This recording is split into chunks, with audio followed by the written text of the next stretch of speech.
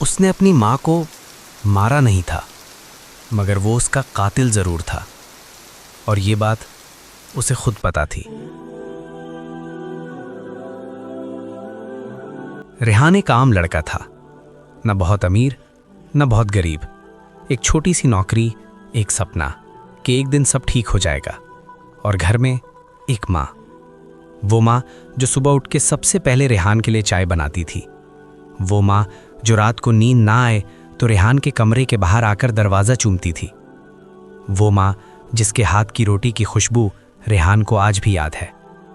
मगर रेहान को तब ये सब नहीं दिखता था, तब सिर्फ दुनिया दिखती थी। रेहान की नौकरी मुश्किल थी, बॉस का प्रेशर, पैसों की तंगी और ऊपर से रिश्ते की टेंशन। घर आता तो थका होता, माँ कुछ पूछती तो इरिटेट हो जाता। अम्मी प्लीज़, दिन भर काम करके आया हूँ, थोड़ा सुकून तो लेने दो। माँ चुप हो जाती, मुस्कुराती और खामोशी से उस कमरे में चली जाती जहाँ अकेले बैठ के तस्बीह फेरती थी।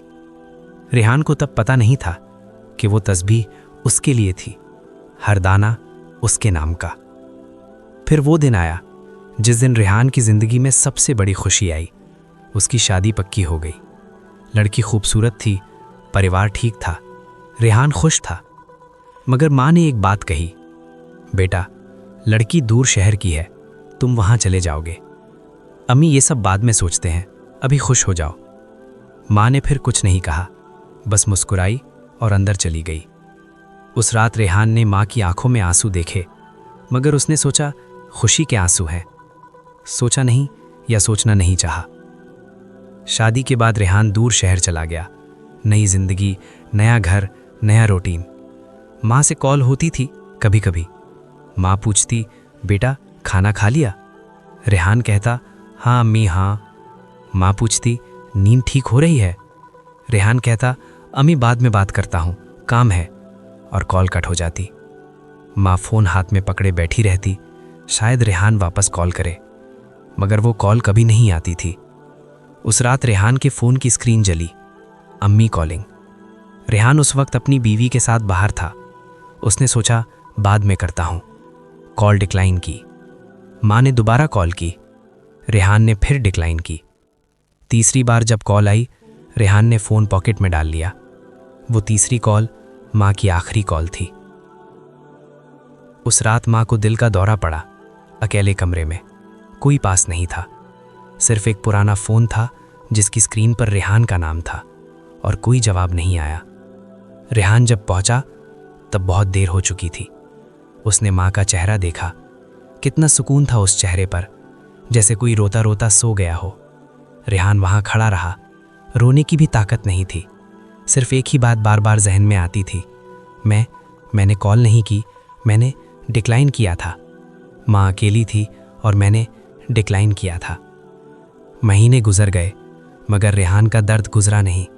वो हर रात माँ के कमरे में जाता, उस चारपाई पर बैठ जाता जहाँ माँ बैठी रहती थी, और घंटों खामोश रहता।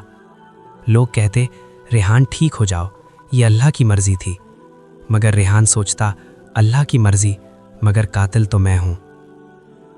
एक दिन रेहान माँ की पुरानी चीज़ें समेट रहा था, कपड़े, तस्बीह, एक कुरान और एक पुराना बंद फ़ोन। उसने चार्ज लगाया, फ़ोन चला और स्क्रीन पर एक नोटिफिकेशन थी, वॉइस मैसेज रिकॉर्डेड। उस रात की जब रेहान ने कॉल डिक्लाइन की थी। रेहान के हाथ कांपने लगे। उसने प्ले किया, बेटा अगर तू ये सुन रहा है तो शायद मैं नहीं रही, मगर बेटा तो खुद को माफ़ कर देना। तू मेरा कातिल नहीं है, तू मेरी दुआ है। मैंने अपनी पूरी ज़िंदगी तेरी खुशियों की दुआ की, और आखिरी वक्त में भी मेरी ज़ुबान पर तेरा ही नाम था। बस इतना याद रखना बेटा, जब भी अकेला फील करे, मैं हूँ, अपनी दुआओं में हूँ हमेशा। अल्लाह तुझे खुश रखे मेरी जान। रेहान वहाँ ज़मीन पर बैठ गया, फ़ोन सीने से लगा लिया और पहली बार महीनों बाद रोया, ज़ार ज़ार रोया। और रोते रोते एक ही लफ्ज़ निकला उसके होठों से, अम्मी माफ़ कर दो। माँओं की दुआएं कभी नहीं मरती, चाहे वो इस दुनिया में हो या अगली में। अपनी माँ से बात करो अभी, कल की कोई गारंटी नहीं। या अल्लाह हर उस इंसान को माफ़ फरमा जो अपनी माँ की कद्र नहीं कर सका, और हर उस दिल को सुकून दे जो आज अपनी माँ को याद करके रो रहा है। जिनकी माएँ इस दुनिया में हैं उन्हें तौफीक दे कि वो उनकी खिदमत कर सकें, और जिनकी माएँ इस दुनिया से जा चुकी हैं उनकी कब्रों को नूर से भर दे, उन्हें जन्नतुल फिरदौस में जगह दे। आमीन या रब्बल आलमीन। और कहो, ऐ मेरे रब, उन दोनों पर रहम फरमा जैसे उन्होंने मुझे बचपन में पाला।